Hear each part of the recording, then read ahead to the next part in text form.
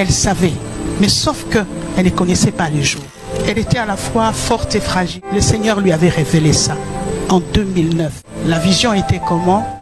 Et quand il a lâché la main, Marcelo a crié. Général Makosso, d'abord, on doute beaucoup, nous Congolais, en tout cas, de vos origines.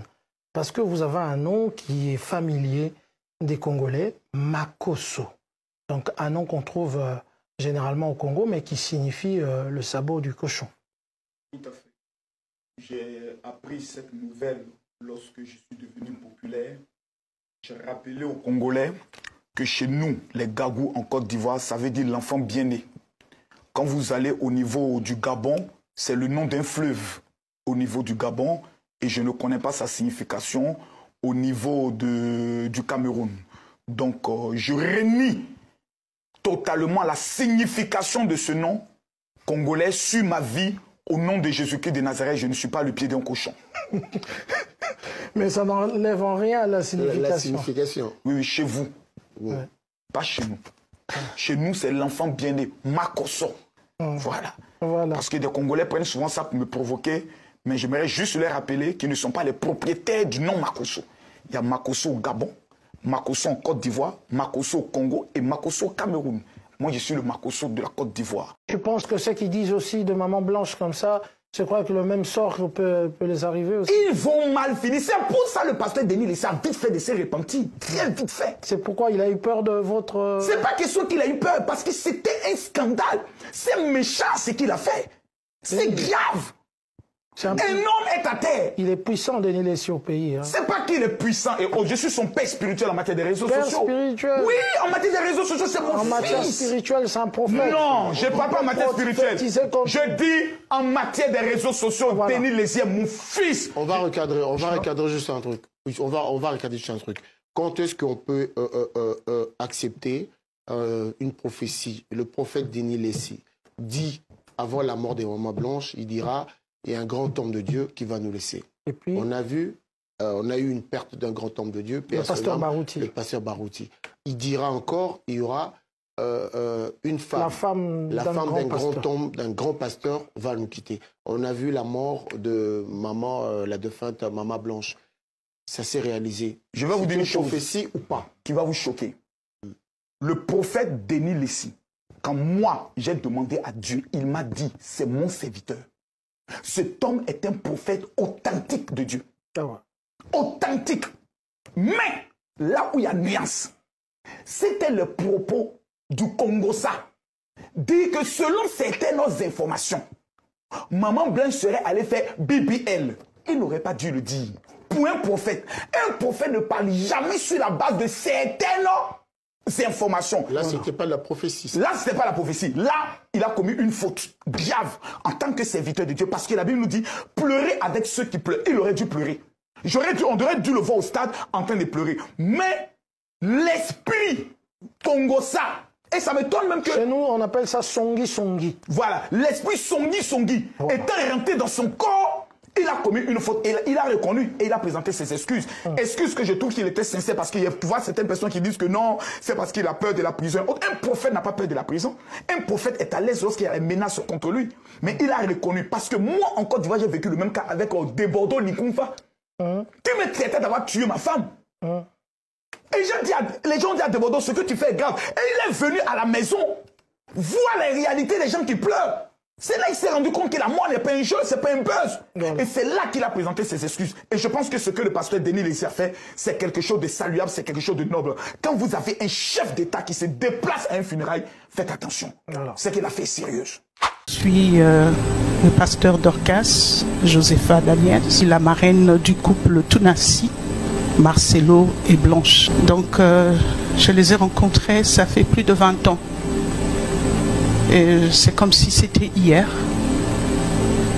Et j'ai l'impression qu'il y a quelque chose qui m'a été arraché parce que notre regrettée Maman Blanche, j'ai parlé avec elle avant de prendre son avion pour la Turquie. C'est ma filleule, mais c'était une amie, c'était comme ma fille et c'était la grande sœur de mes enfants. Et j'étais la grand-mère de ses enfants. Je les ai portés un à un. Je les ai portés à la maternité.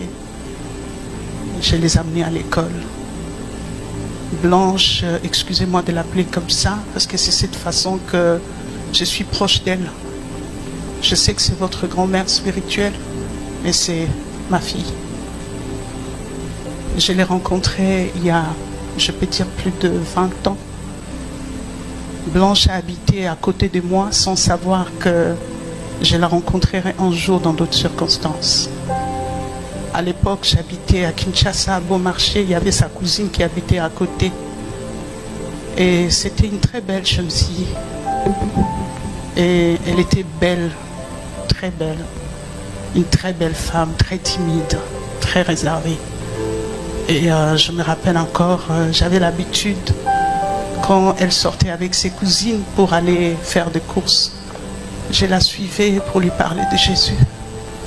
Parce que j'avais une fondation, je m'occupais de jeunes filles, j'encadrais, je travaillais dans la lutte contre la délinquance juvénile. Je m'occupais de filles prostituées et je prenais des filles dans la rue pour leur donner un sens dans la vie. Toute jeune fille que je voyais, pour moi, je projetais cette fille dans le futur. Parce qu'il y a deux filles qui sont devenues ce qu'elles sont parce qu'il n'y a pas eu de gens qui ont eu du cœur, qui ont exprimé de l'amour pour eux, pour elles. Et aujourd'hui, mon témoignage tourne autour de l'amour. Et vous comprendrez pourquoi je veux vous dire ça. En 2005, j'étais dans mon bureau, je travaillais dans une banque, j'étais directrice. Et il y a eu un homme de Dieu qui m'a appelé, qui m'a dit, je vais te présenter quelqu'un. Et cette personne a eu la révélation sur toi de la part du Seigneur. Et je me rappelle, quand j'ai quitté mon bureau, je suis descendue, j'ai vu le pasteur Marcelo. Il était aussi timide, il ne parlait pas beaucoup. Je me souviens comment il était habillé jusqu'à aujourd'hui. Il m'a dit, maman Dorcas, le Seigneur m'a parlé pour que tu puisses parrainer notre mariage. Et elle était à la fois forte et fragile. Moi, je n'étais pas pasteur, mais lui, il était pasteur. J'ai dit, mais comment vous avez laissé beaucoup de pasteurs et c'est moi que vous êtes venu choisir? Elle a dit, non, le Seigneur m'a parlé. Alors je lui ai dit, laissez-moi le temps, je vais prier et demander la volonté de Dieu. Je servais le Seigneur, mais je n'étais pas pasteur à cette époque-là. Je n'étais qu'une chrétienne engagée au service de Dieu. Et quand je suis allée prier, le Saint-Esprit m'a convaincu d'accepter. Et je les ai invités à la maison et je lui ai dit, j'étais d'accord. C'était un appel de fond, une manifestation du Saint-Esprit telle que les gens ont commencé à donner plein d'argent. Et 20 minutes après, je devais courir pour aller à leur mariage. Et quand je suis arrivée à leur mariage, il y avait une gloire de Dieu. Et ils se sont mariés, ils ont été bénis le soir. Et voilà, ils se sont mis ensemble. Qu'est-ce que je peux dire sur Blanche?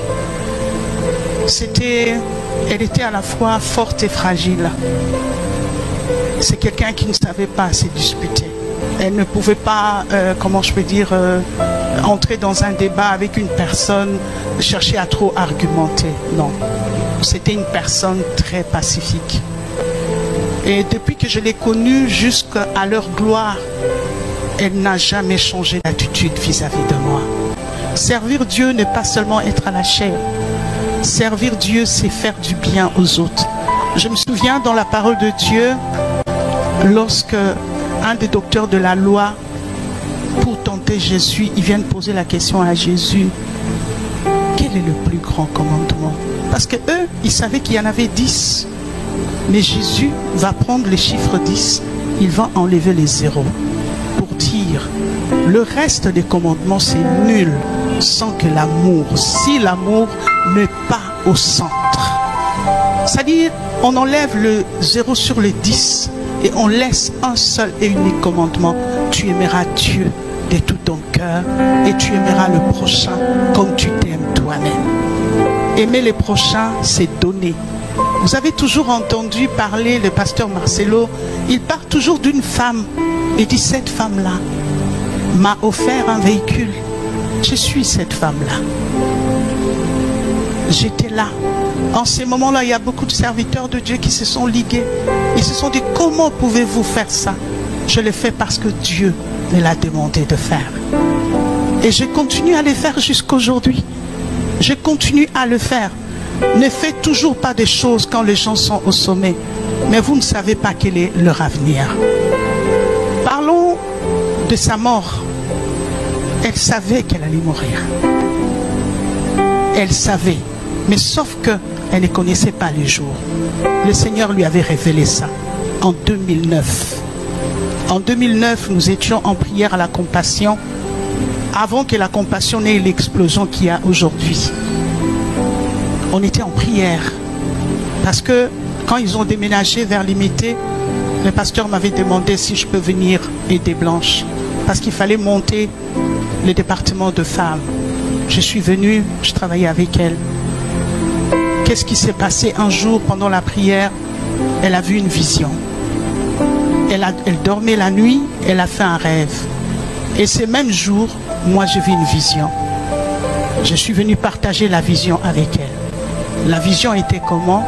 C'est qu'elle s'est vue plus tard. Ils étaient en train de monter la montagne avec le pasteur Marcelo. Et quand la main de pasteur Marcelo a touché le sommet, elle était fatiguée. Elle tenait par la main et sa main gauche a glissé. Elle est restée une main attachée à Marcelo. Et Marcelo lui disait, Blanche, s'il te plaît, tiens bon, tiens bon. Elle a regardé son mari dans la vision. Elle lui a dit, non Marcelo, je dois partir, je ne peux plus continuer. Et quand il a lâché la main, Marcelo a crié. Et c'est ce qui s'est passé. C'est vrai que si nous regardons tout ce qu'elle a fait, on peut faire comme dans Actes des Apôtres chapitre 9, demander sa résurrection. Oui, Dieu peut la ressusciter. Oui, Dieu peut la ressusciter dans sa souveraineté. Si elle a encore la provision ici sur la terre, Dieu va la ressusciter. Mais si elle a épuisé sa provision, Dieu va la recueillir.